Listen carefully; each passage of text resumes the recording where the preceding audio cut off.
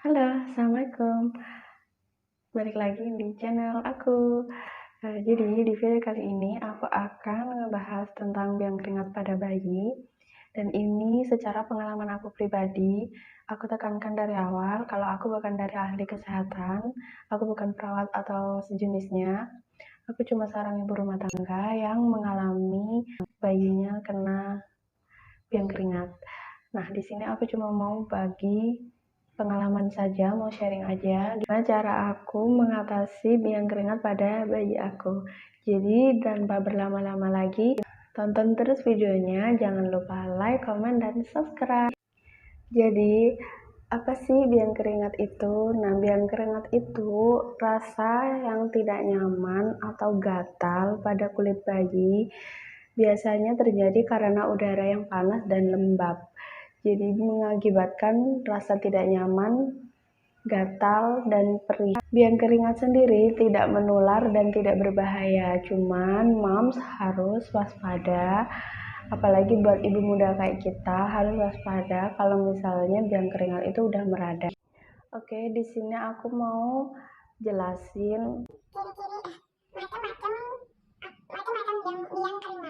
macam-macam biang keringat.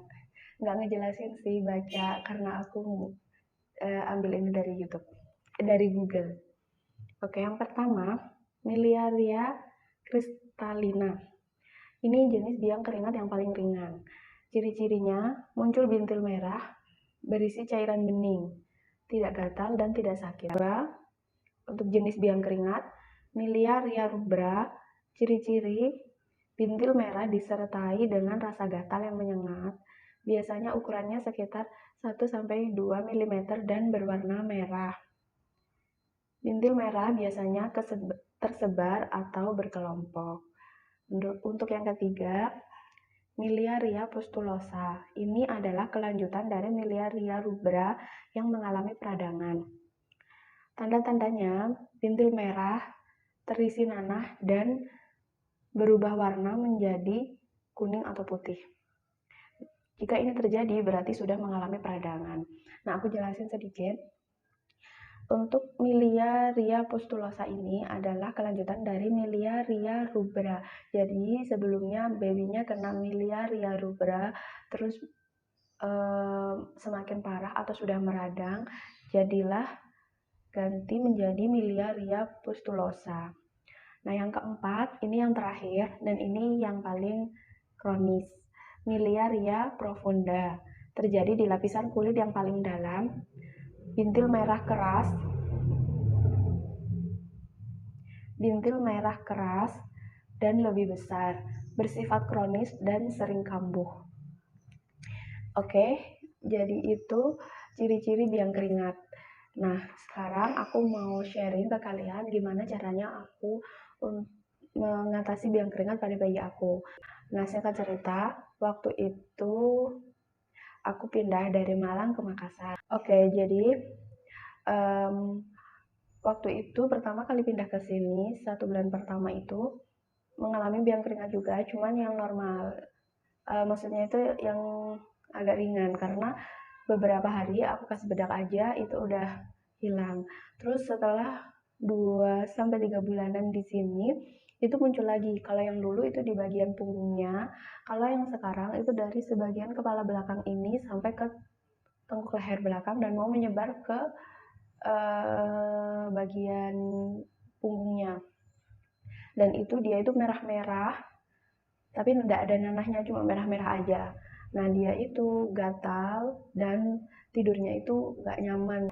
Nah, melihat kondisi bayi aku yang nggak nyaman tidurnya, terus sering gatal, aku juga bingung gimana caranya karena aku juga baru punya bayi. Jadi aku putuskan untuk ke bidan waktu itu. Kalau mau ke rumah sakit repot kan waktu corona. Kalian tahu sendiri masuk rumah sakit itu nggak segampang yang dulu. Akhirnya aku putuskan untuk ke bidan terdekat. Dan dari bidan situ aku cuman dikasih bedak tabur. Tapi katanya itu aku periksakan nggak apa-apa karena nggak ada nanahnya dan anaknya nggak rewel. Maksudnya itu nggak nangis aja dan juga tidak demam. jadi cuma keluhannya gatal itu. Aku langsung balurin bedak bayinya, bedak taburnya itu yang dari bidan itu, dan aku coba beberapa kali, beberapa hari itu tetap, dan malah makin meradang, makin merah. Awalnya itu cuma sedikit, cuma di leher, tapi setelah dikasih itu merambat dari sini sampai mau ke punggung.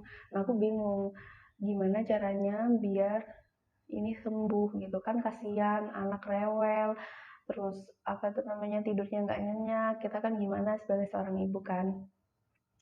Nah, akhirnya aku iseng-iseng searching di Google gimana cara alami untuk uh, mengatasi biang keringat pada bayi. Oke, aku kasih tahu dulu kenapa aku nggak mau pakai lotion atau bedak lagi, karena di Google juga dijelasin, maaf ya ini sebenarnya dari Google, di Google juga dijelasin kalau misalnya pakai bedak tabur ataupun pakai lotion itu malah akan memperparah. Makanya aku cari cara yang alami. Dan akhirnya banyak juga di situ cara yang alami. Terus aku pilih salah satunya, aku pilih pakai lidah buaya. Jadi lidah buaya yang asli yang masih tumbuhan kayak gitu. Akhirnya aku coba ke anak aku potong lidah buayanya itu ujungnya aja, nggak usah yang besar. Terus aku cuci, aku bilas pakai air, terus waktu dia tidur pagi, sekitar jam 10 pagi, aku kulitin itu, aku kupas maksudnya lidah buayanya, dan terus uh, aku kasih gelnya itu ke bagian yang kena biang keringat. Jam 10 pagi itu dia tidur, aku kasih, aku olesin aja biasa aja.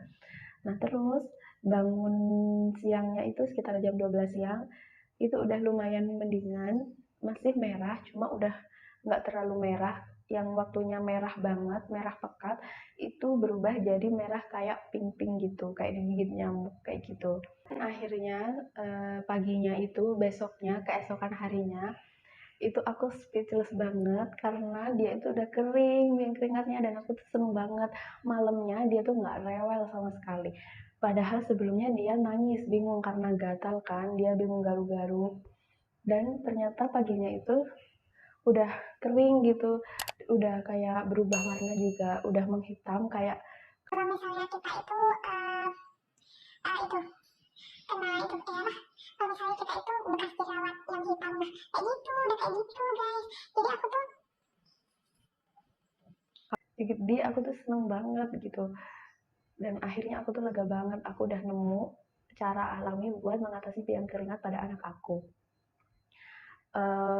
Dan itu pengalaman aku, dan setiap kulit anak itu juga beda-beda. Kalian bisa coba cara aku kalau misalnya kalian uh, jenis biang keringatnya sama kayak anak aku. Nah, biang keringat sendiri itu juga kalian harus waspada. Kalian nggak boleh anggap enteng. Kalian harus periksain ke dokter apabila, baca lagi, merah yang terasa sakit dan membengkak, bernanah, dan mengalami demam. Itu kalian harus waspada, Beb. Dan yang aku lakukan selain kasih anak aku biang keringat adalah menjaga dia tetap terhidrasi. Jadi dia itu harus tetap minum ASI, atau misalnya kalau yang udah di atas 6 bulan, minum air putih yang banyak biar dia itu tetap terhidrasi, Beb. Dan yang kedua, aku mandikan selalu pakai air hangat. Mandi pagi dan mandi sore pakai air hangat. Dan kalau misalnya mandi itu sebisa mungkin agak direndam yang kena biang keringat itu. Nah, aku kan di bagian leher sini. Jadi aku telentangin dia di bak mandinya. Terus aku tepuk pelan daerah yang kena biang keringat itu 2 menit atau 3 menit, nggak usah lama-lama. Biasanya kan anak juga rewel, jadi cukup segitu aja. Terus jangan lupa pakai air hangat ya.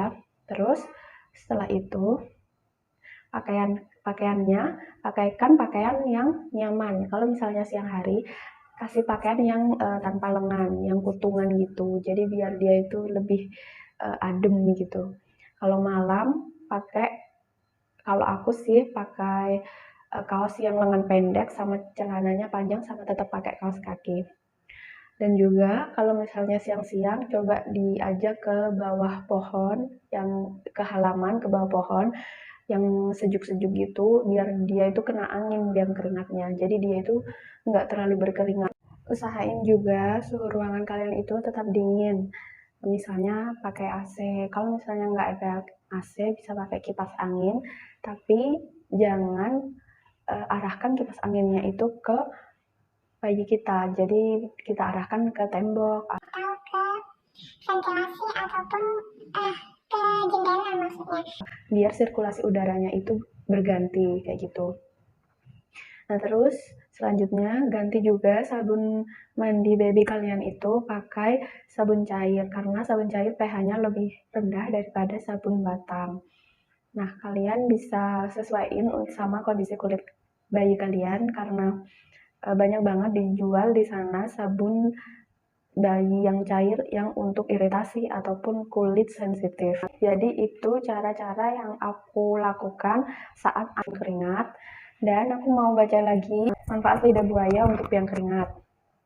Dia dipercaya memiliki zat anti peradangan dan antiseptik yang bisa mencegah kulit dari infeksi, dapat meredakan inflamasi serta mengurangi jangkitan biang keringat. Jadi kalian nggak usah khawatir kalau misalnya pakai lidah buaya itu udah aman karena kita ambil dari tumbuhannya langsung. Oke.